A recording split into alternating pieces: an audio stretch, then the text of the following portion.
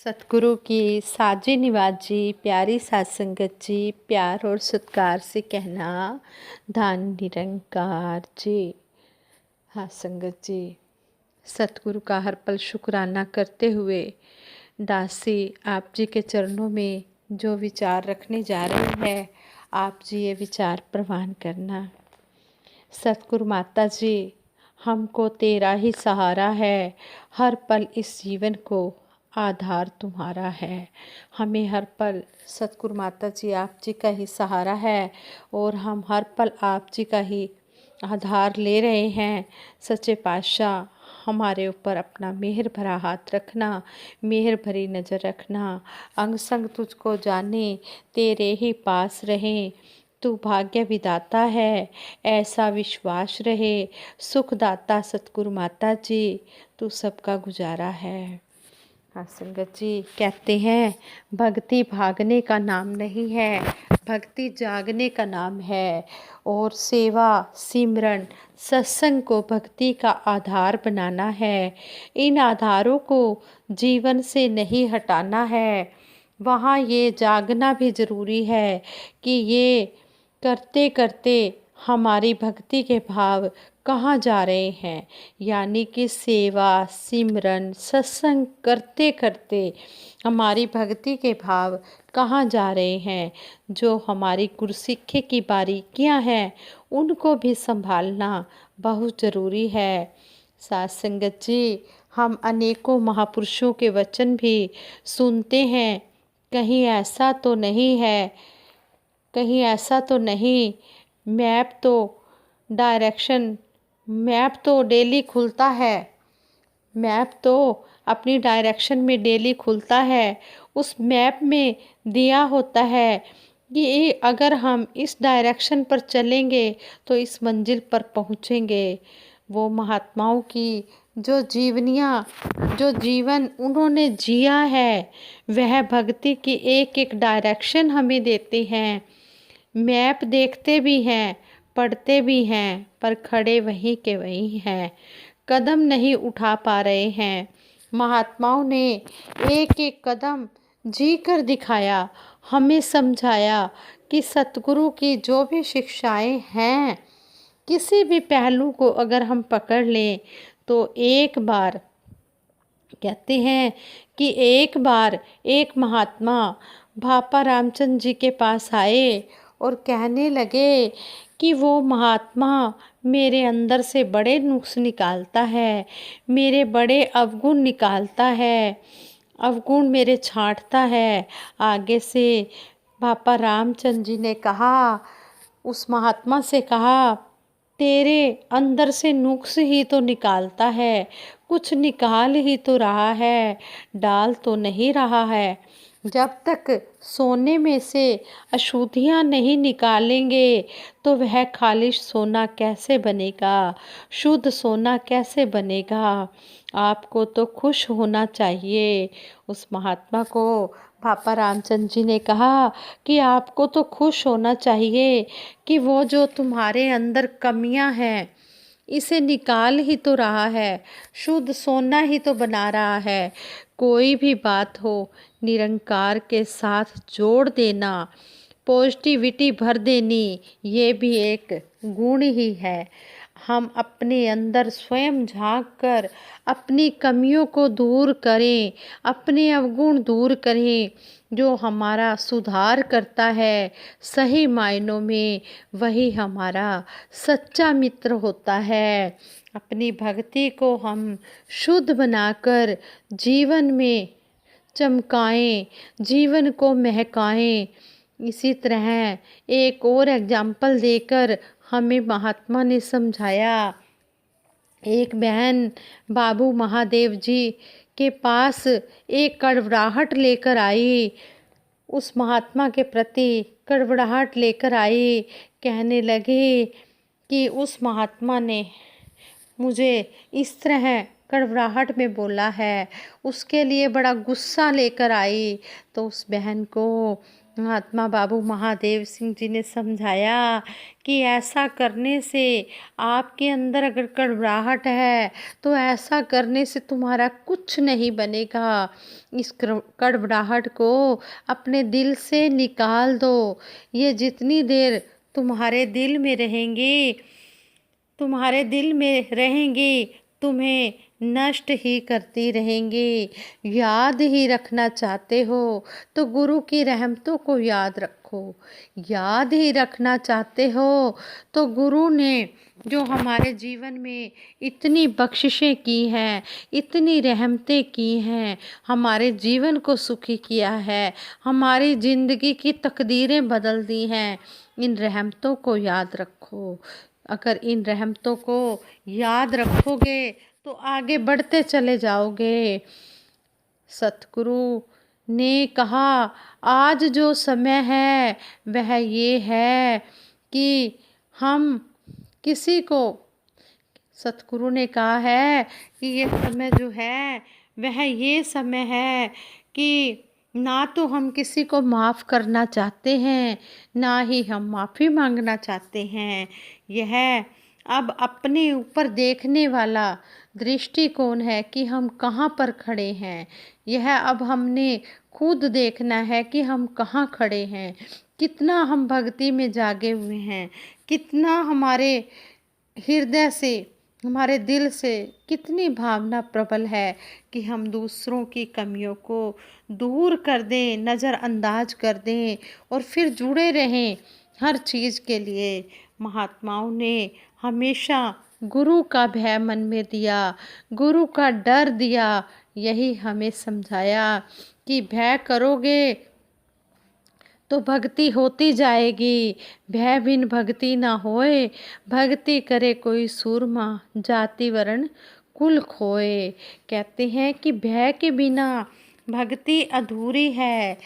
इसी तरह फिर एग्जाम्पल देकर हमें, एक और महात्मा का एग्जाम्पल देकर हमें समझाया गया कि एक हमारे महात्मा मंगल सेन जी जो पहाड़गंज से निरंकारी कॉलोनी कोठी में शिफ्ट होने लगे तो बाबा रामचंद जी भगत रामचंद जी पहाड़गंज वालों ने उन्हें समझाया कि तुम्हारी लॉटरी निकली है, अब तुम गुरु के पास जा रहे हो, लेकिन ध्यान रखना गुरु के पास हर तरह के इंसान आएंगे। कोई पापी भी होगा, कोई दानी भी होगा, कोई स्वच्छ विचारों का भी होगा, कोई और भाव लेकर भी आया होगा। गुरु तो बख्शिंद होता है, गुरु ने तो हर एक को अपना लेना है, अपनी शरण दे देनी है। लेकिन जो पास खड़ा गुरसिख होता है वह दूसरों की कुरीतियाँ छांट लेता है, दूसरों के अवगुण छांट लेता है। इसमें उस गुरसिख का अपना ही नुकसान होता है। जब कभी गुरु के पास रहना है या संतों के पास रहना है तो अपने कान आँख को बंद रखना है। इनको ना किसी के अवगुण देखने हैं ना छांटने हैं। जब देखने हैं तो गुण ही देखने हैं, ताकि तुम्हारी भक्ति को कोई नुकसान ना पहुँचे। तुम्हारी ज़िंदगी में जो खुशहाली है वो कहीं खराब ना हो जाए। इस तरह करके उन महापुरुषों ने समझाया और जिया, ऐसा जीवन जिया भी। साथ संगत जी, ये छोटी छोटी बातें जागने वाली हैं। अगर हमारे जीवन में खुशहाली नहीं आ रही है, कौन सा ऐसा भक्ति में डायरेक्शन है जो इस मैप में जो डायरेक्शन दिखाई गई है भक्ति की, जो मुझसे नहीं हो पा रही है। गुरु और गुरसिख का जो दर्जा है वह हमेशा हमें याद रहे।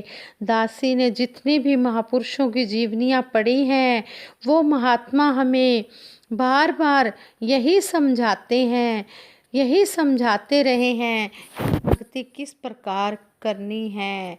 एक बार महात्मा ने हमें समझाया कि गुरु घर की जितनी भी माया है, भले ही वो नमस्कार रूप में हो या कोई भी चीज़ है।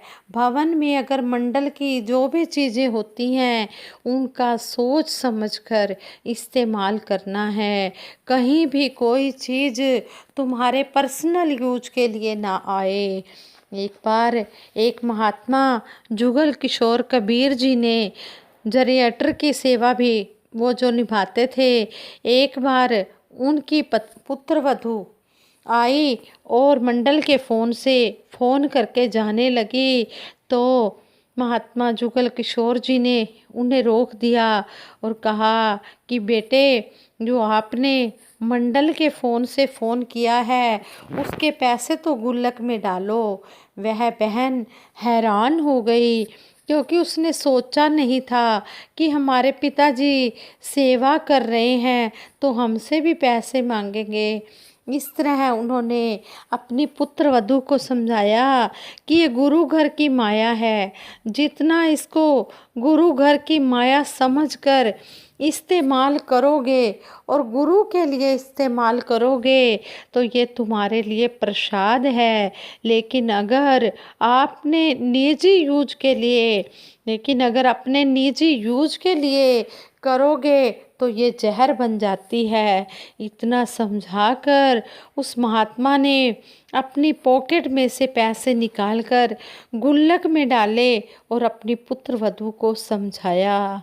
इसी तरह महात्मा अमरलाल जी ने भी हमें समझाया कि गुरु घर की चवन्नी बचाने के लिए अगर आपको अपनी पॉकेट से 1 रुपया भी खर्च करना पड़े तो खुशी खुशी कर दो, क्योंकि ये आपको बरकतों से भर देगी। लेकिन अगर अपने स्वार्थ के लिए यूज करोगे तो जो अपनी कमाई है उनको भी ले जाएगी। हाँ संगत जी, पल पल की चेतनता, पल पल की जागरूकता, हमने अपने आप को हर पल संभालना है। सतगुरु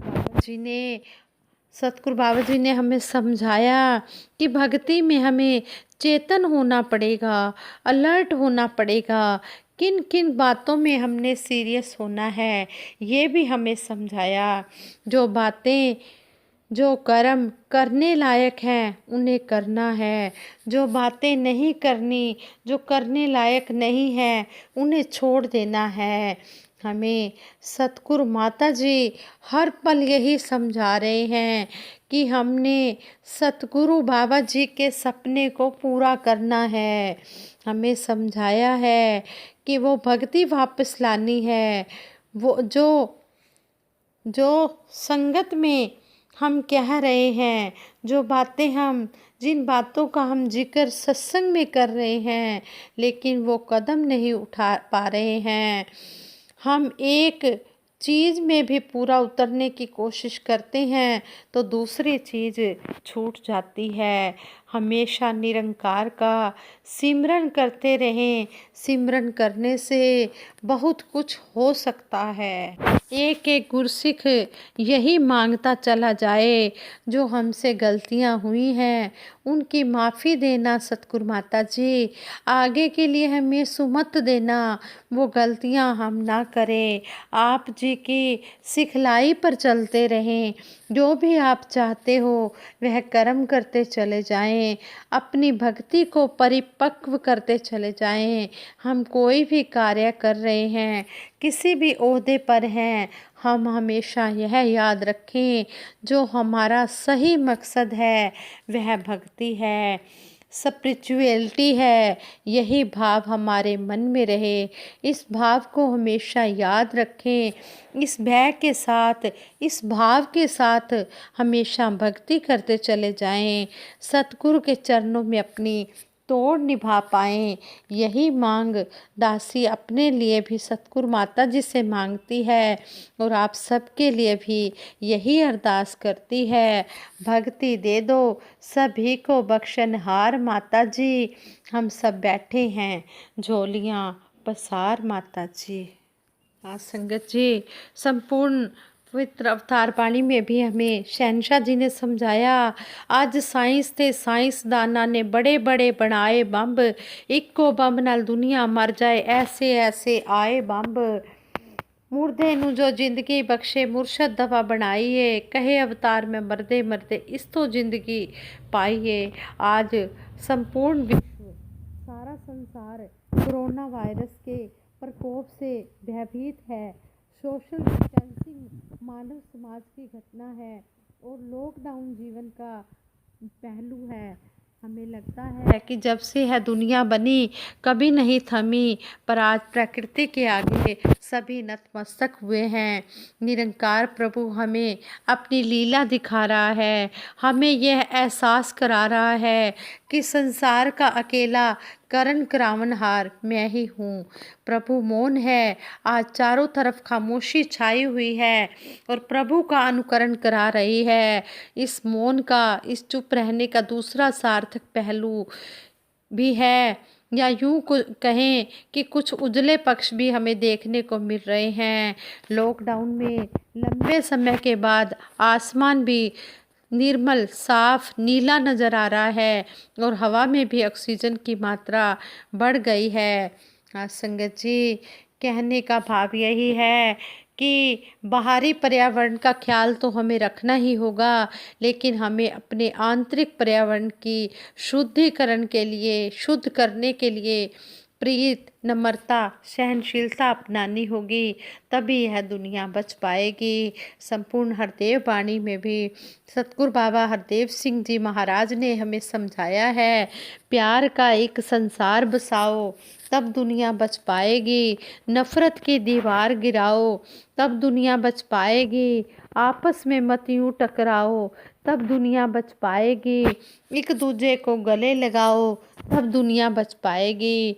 आज सतगुरु माता सुदीक्षा जी महाराज मानव कल्याण के लिए वो अनेकों कार्य कर रहे हैं।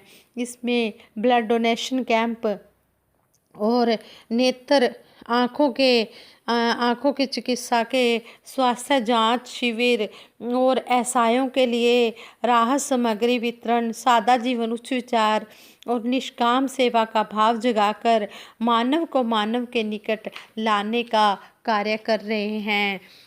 सतगुरु माता जी निरंतर इन कामों में लगे हुए हैं और कहते हैं कि इस ऐसी स्थिति में भी, कोविड-19 की स्थिति में भी, परिस्थिति में भी हमें सेवा का भाव देखने को मिल रहा है। यह मिशन की सिखलाई ही है, इसमें कोई शक नहीं। और कहते हैं कि कोरोना का इलाज कर रहे डॉक्टरों ने जब देखा कि लॉकडाउन के कारण ब्लड डोनर्स नहीं आ रहे, तो डॉक्टरों ने मरीजों को स्वयं अपना रक्त दान देकर उनकी जान बचाई। सतगुरु बाबा हरदेव सिंह जी महाराज का प्रेरणा वाक्य, रक्त नाड़ियों में बहे नालियों में नहीं। सेवा का भाव भले ही खाद्य सामग्री पहुंचाने का हो या इस संकट की घड़ी में रोग से बचने के उपायों का हो, सतगुरु माता जी इस विषम परिस्थिति में भी समाज को बहुत कुछ करके इनकी हर तरह से सेवा करके कर रहे हैं। और ये सारा विश्व स्वस्थ रहे, सुरक्षित रहे, खुश रहे और गुरु चरणों में लगा रहे। जैसे भी हो परिस्थिति रहे, एक सी मनोस्थिति, जैसी भी परिस्थिति हो, हम कभी भी डुलायमान ना हो, हम एक जैसे ही रहें, हम सम ही रहें। परहित सरिस धर्म नहीं भाई, पर पीड़ा सब नहीं अधमाई। संगत जी, दूसरों के ऊपर जो संत महात्मा होते हैं यही दया करते हैं, इनके अंदर दया धर्म होता है, इनके अंदर दूसरों की भलाई की ही हमेशा कामना होती है। ये हमेशा परहित दूसरों की सेवा के लिए ही जीवन अपना जीते चले जाते हैं, तन मन धन से निष्काम भाव से सेवा करते चले जाते हैं। संगत जी, अगर दासी के मुख से कोई ऐसा शब्द निकल गया हो जो आप जी को अच्छा ना लगा हो, तो दासी को क्षमा कर देना और दासी सिमरन कराएगी, सभी ने मिलकर साथ देना है। तू ही निरंकार मैं तेरी शरण हाँ, मैनू बख्श लो। तू ही निरंकार मैं तेरी शरण हाँ, मैनू बख्श लो। तू ही निरंकार मैं तेरी शरण हाँ, मैनू बख्श लो। बोलिए सतगुरु माता सुदीक्षा सविंदर हरदेव जी महाराज की जय। निरंकारी राजमाता गुरबचन अवतार की जय। प्यार से कहना प्यारियों, धन निरंकार जी।